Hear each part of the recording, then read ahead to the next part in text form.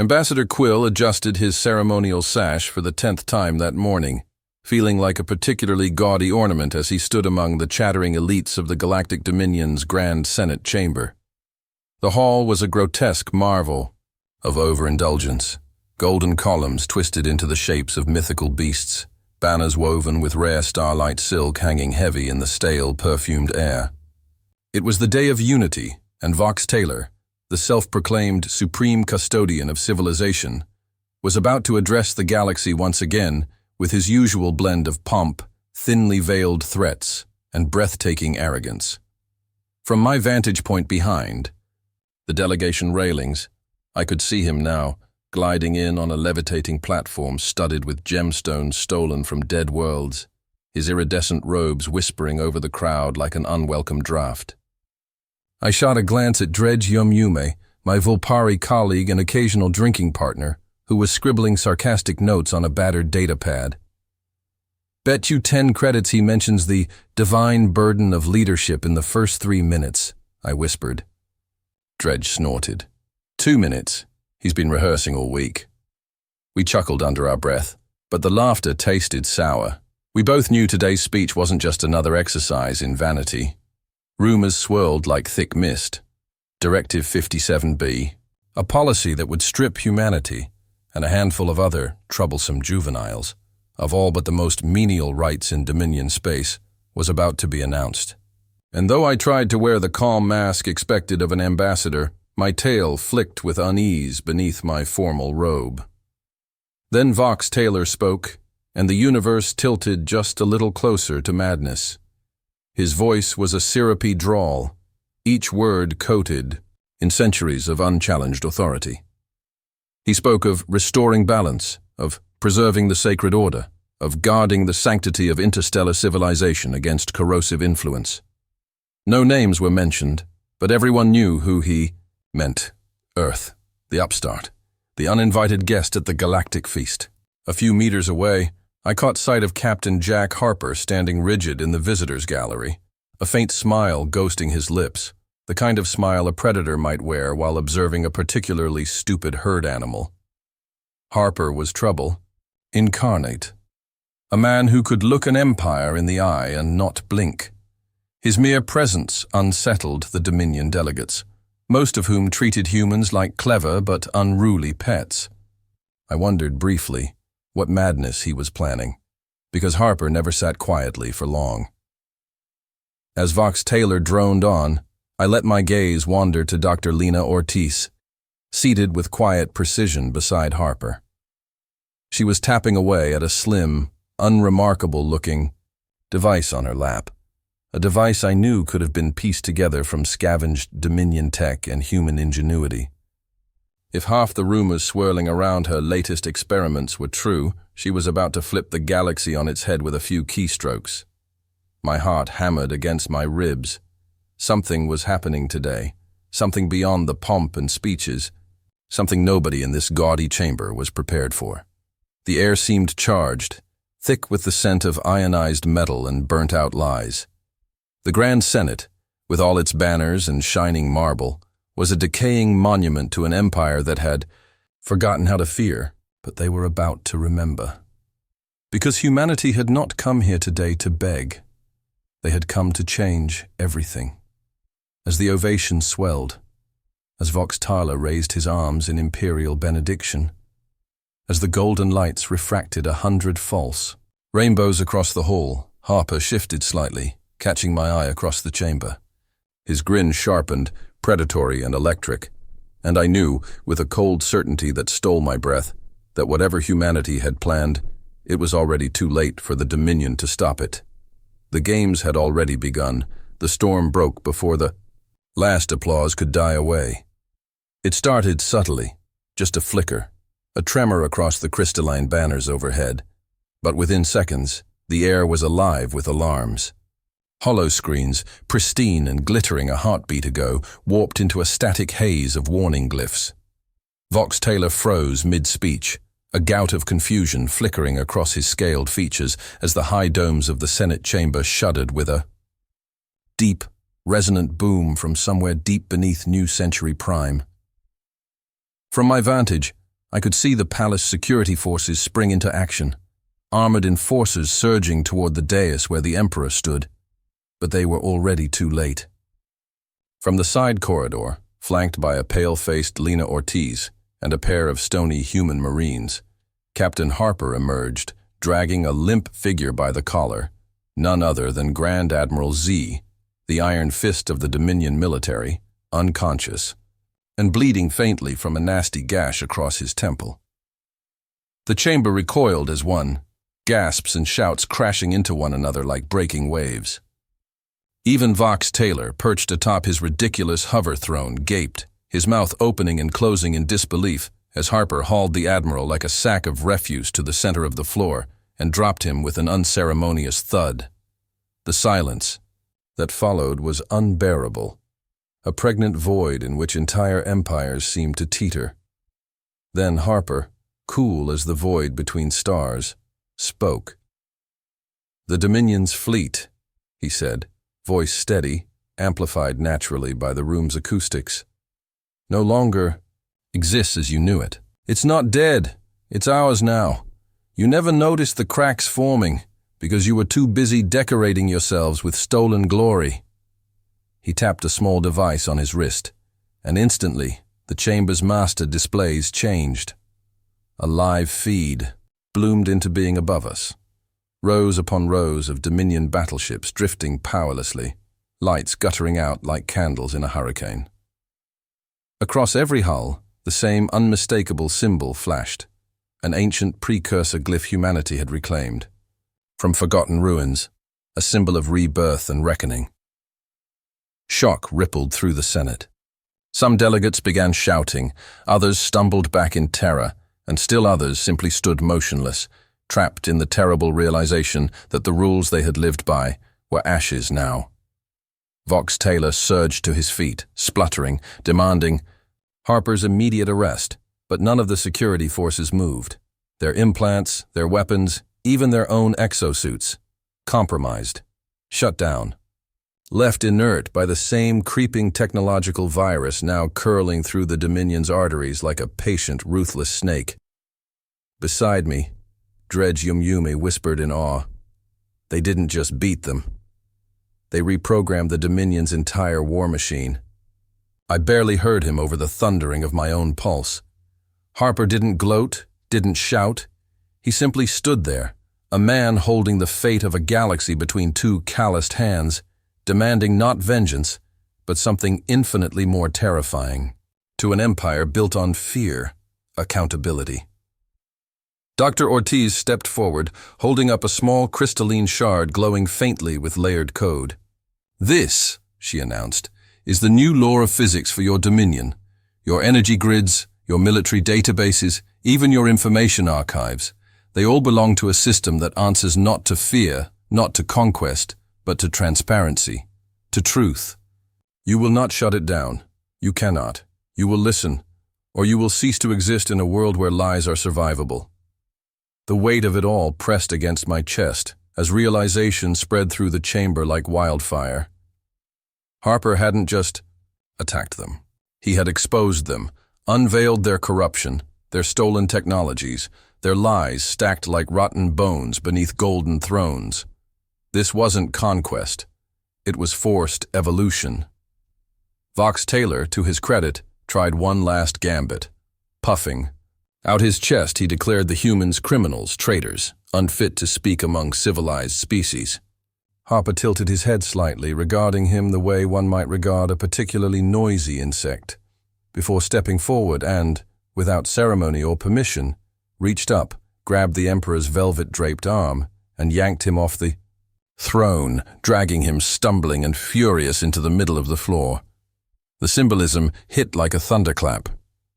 The galaxy watched in stunned horror as the untouchable Emperor of the Dominion was treated not as a god, but as a petty criminal dragged into the light. Vox Taylor's dignity shattered, the spell of invulnerability breaking like thin glass. The chant started from somewhere in the rear of the chamber, hesitant at first, then growing louder.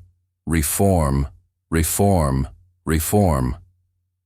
Delegates of hundreds of species, some trembling, some exultant, joined in, the voices swelling into a force no fleet could crush. Harper said nothing more. He didn't need to. His job was already done. The Dominion was bleeding power from 1,000 unseen cuts, and all that remained now was to decide what would grow in the ruins of its old lies. I stood there, heart thudding, breathing the heavy air of a history turned inside out, and realized that today wasn't just the day humanity changed the galaxy. It was the day the galaxy remembered it could change itself. In the stunned aftermath, the Grand Senate chamber disintegrated into chaos, delegates shouting over one another in dozens of languages, aides scrambling through corridors, ancient protocols unraveling in real time as the Dominion's illusion of control dissolved into ash.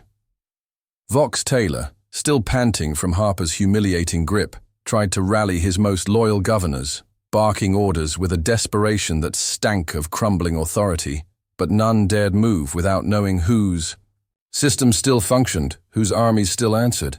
Harper, his uniform dusted with the debris of an empire's collapse, remained the eye of the storm, radiating the calm certainty of a man who had wagered everything and already won. Dr. Lena Ortiz had commandeered the central holotable and now filled its projections with damning evidence. Records of backroom deals, falsified precursor research, entire subjugated planets hidden from public record, atrocities wrapped in the language of civilizational uplift. Every flickering image was a dagger driven deeper into the heart of the Dominion's manufactured myths. Delegates wept openly. Some stared blankly, as though seeing the galaxy for the first time without the comforting veil of propaganda. And somewhere amid the swirling madness I realized the brilliance of humanity's gambit. They hadn't destroyed the Dominion's infrastructure. They had severed its moral authority at the neck, forced every species, every citizen to stare into the rotten guts of their so-called benevolent empire. Slowly, figures began emerging from the stunned crowd, representatives from minor worlds, independent colonies, entire sectors the Dominion had long considered irrelevant. They moved not toward Vox Taylor, but toward Harper, Ortiz, and the cluster of humans now standing in silent vigil over the future. The negotiations began there, raw and halting, amidst the ruins of centuries-old lies. Harper refused the gilded negotiation chambers the Dominion offered. Instead, he set up a plain council right there in the Senate Hall, the great banners of conquest now serving as ragged backdrops to real, unfiltered debate. I stood at Harper's side, half participant, half witness, as planetary governors and tribal elders and rebel leaders poured out grievances long smothered by Dominion decree. Every accusation, every wound, every buried betrayal was laid bare, until the chamber rang with the sheer brutal honesty of it all. And through it all, Harper listened, not as a conqueror dictating terms, but as a soldier offering a simple, ruthless bargain, a galactic concordat, a reformation that would strip away the caste system, dismantle the forced tributes, open technological access equally to every species willing to govern themselves justly, representation instead of domination, mutual defense instead of enforced servitude. Vox Taylor sputtered and roared, tried to declare the proceedings illegal, but his voice carried no power anymore, just the hollow rage of a man watching the tides recede from his crumbling fortress. His own ministers, desperate to preserve something from the wreckage, broke ranks and negotiated their survival with humanity's envoys, pledging support for the concordat if allowed amnesty. It was ugly, it was painful. It was, in every way that mattered, real. At one point during the frenzied debates, Ambassador Quill, me standing now as more than just an observer, found himself on the Senate floor, arguing passionately alongside human diplomats for planetary self-determination, something that weeks ago would have been political suicide. Dredge Yumyume, ever the cynic, scribbled furiously at the sidelines, capturing history as it was battered into shape before our very eyes. And still, beneath the furious diplomacy, the humans kept their sword quietly pressed against the Dominion's throat, the viral fail-safes woven deep into every reclaimed ship and system. Harper never once made a direct threat. He didn't have 2. The knowledge was enough. Should the Dominion attempt to betray this new peace, their very infrastructure would dissolve around them like mist under a morning sun. The symbolism hung thick in the air as negotiations dragged toward their inevitable end. Humanity had not just taken power, they had forced the galaxy to admit its complicity, its rot, its desperate need for change. And the hardest lesson, one that made even my seasoned Volpari bones shiver, was this. The humans had weaponized truth itself. They had made the cold, unsparing light of reality into a weapon sharper than any fleet, deadlier than any gun. As night fell over New Century Prime, the exhausted delegations finally agreed in principle. The Concordat would be signed. The Dominion would cease to exist as the unchallenged master of the galaxy. In its place would rise a new order, fractured, chaotic, hopeful. And humanity, the unruly upstarts, would not rule it. They would guide it. Harper's final words to the gathering, spoken without triumph or arrogance, etched themselves into history. We did not come to conquer you. We came to remind you the future belongs to those willing to change. And as I looked around at the battered, bewildered faces of former enemies now becoming uncertain allies, I realized the truth of it, down to my very marrow. The galaxy would never be the same again. It would never again forget the audacity of the species called human. Dawn broke over New Century Prime in a sky scrubbed clean by the storms of history, the once dazzling banners of the Dominion now hanging limp and tattered against the rising sun. The Senate Plaza, rebuilt countless times to celebrate imperial victories, now bore witness to a very different kind of ceremony. Delegates from across the known galaxy, some clad in the humbled remnants of aristocratic robes, others wearing the patched uniforms of revolutionaries and governors, gathered on the broad steps before the central podium. In the center stood a single table, stark and unadorned, a sheet of crystalline parchment hovering above it, pulsing faintly with embedded precursor script, the founding document of the Galactic Concordat.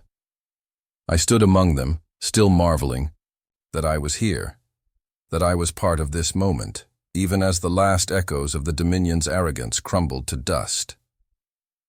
Captain Harper and Dr. Lena Ortiz stood flanking the table, not as conquerors, but as solemn architects of a future they had fought and bled to make possible. Vox Taylor, stripped of his regalia and dignity, was nowhere to be seen. Rumors had him confined to a small estate on one of the minor moons, denied the stage he so craved, destined to rot in irrelevance. No grand execution, no bloody purges. Just silence and forgetting, the most devastating punishment for a man like him. One by one, the representatives came forward, some with tears, some with trembling hands, some with weary, battered pride, each signing their species into the new covenant. I watched Harper closely through it all, searching for some sign of triumph or vindication, but found only a deep, anchored weariness in his eyes. The look of a man who understood that victory was not the end of struggle, but the beginning of even harder battles to come. When my turn came, I approached the table with a heart hammering in my chest, my signature joining the growing lattice of promises that would bind us all, for better or worse. The moment the final mark was made, the air shimmered with a low, resonant hum. The Concordat's activation signal, transmitted across every system in the Dominion's former reach, rewriting laws, shifting authority, etching a new foundation beneath countless civilizations. The viral systems that Harper's team had unleashed, embedded quietly in every Dominion hub and fleet, pivoted instantly, not to control, but to safeguard. Defense protocols against tyranny, transparency audits against corruption, emergency, beacons for worlds seeking help. Humanity had created a web not of chains, but of lifelines. The applause that followed was ragged, unsure, a child learning to walk for the first time, but real, honest. I felt it ripple through me, that tentative, stubborn hope humanity had planted like a seed in the ashes of empire. After the ceremony, As delegations dispersed into new alliances and hesitant conversations, I found Harper standing alone at the plaza's edge, staring up at the lightening sky. His uniform was wrinkled, his boots scuffed, and a fine scar now traced his left cheek, a souvenir from battles fought far from any battlefield. I approached quietly, not wishing to disturb whatever hard thoughts occupied him. But before I could speak, he turned, offering a small, tired smile. "We bought a chance," he said, voice low and even. "Nothing more. It'll be up to them, and us, what we make of it." I nodded, unable to find any better words. We stood there together for a long moment, watching as the first new ships bearing the Concordate's insignia lifted into the dawn, their engines carving hopeful trails across the wounded sky. Somewhere deep in the city, children's voices were rising in song, a sound more powerful than any anthem ever crafted in marble halls. In the end, humanity had not conquered the galaxy. They had not broken it or rebuilt it in their image. They had done something infinitely harder.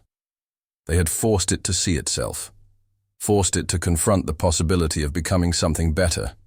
And though darkness and danger still loomed, though betrayals and failures would inevitably scar, the road ahead, the light that humanity had sparked, would not easily be extinguished. As the sun broke free of the horizon, gilding the shattered towers and newly sown fields in fierce, unrelenting gold, I felt it settle into my bones. The truth Harper and Ortiz had fought for, the truth no empire could ever again erase. The high future had changed hands. The galaxy belonged now to the bold, the stubborn, the dreamers who refused to bow.